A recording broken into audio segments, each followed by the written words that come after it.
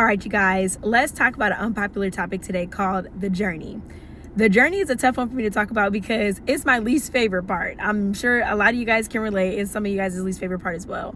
But as I read and I study God's word, every last person that was great experiences something called the valley season or the dip. A couple people that I can relate the most to in this chapter of my life are people like Nehemiah and Jeremiah. Nehemiah, because when he was introduced in the Bible, he was in a really good spot as the king's cupbearer, but found out that his city wall in Jerusalem had been destroyed and felt called to go back and help rebuild it. The wall was important because it signified security, honor. It was about restoring structure and bringing back dignity to God's people. And Jeremiah, I can also relate to because he was called at a young age to be a prophet who was ordained to speak bold truths, but his message was unpopular. It conflicted with authority. The people of Judah heard and could tell what he was speaking was truth, but did not want to hear it. He felt rejected, he felt isolated, and even questioned God. Relatable moments I've had with their story, and maybe some of you can relate to this, is while Nehemiah was on his journey, Nehemiah faced opposition, he faced mockery, he faced distraction,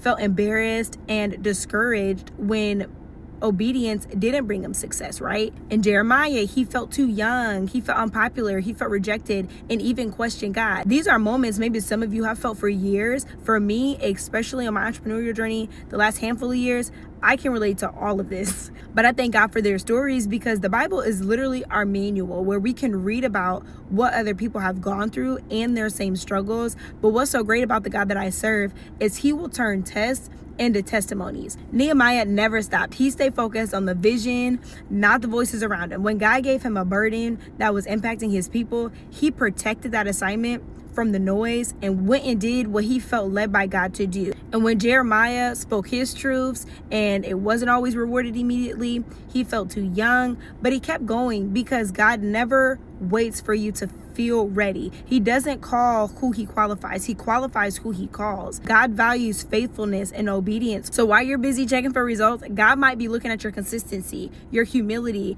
and quiet surrender. He's looking at the fact that you're still showing up. You're still building. You're still sharing the message. That's not failure. That's seed planting season. And seed season, it never feels glorious. And here's the plot twist. You're in your progress story. And that is more powerful than your highlight reel could ever be. People don't connect with the expert. They connect with the witness. And right now, while you're on your journey, you're a witness and a more relatable person in real time that's authentic. That's not a red flag. I used to think I had to arrive before I could speak, but I'm realizing that the power isn't in the arrival, it's in the journey. So keep showing up, not because you've made it, but because you believe someone needs to see what it looks like to follow God when the results aren't coming in, when the results aren't instant. No matter what journey you pick, the traditional route, corporate America, the military, entrepreneurship, either way, you will face adversity, you will face rejection, you will face hardship, and so on. So choose your heart. I just pray it's the right one. So hopefully this helps someone today. God bless you on your journey, and I love you.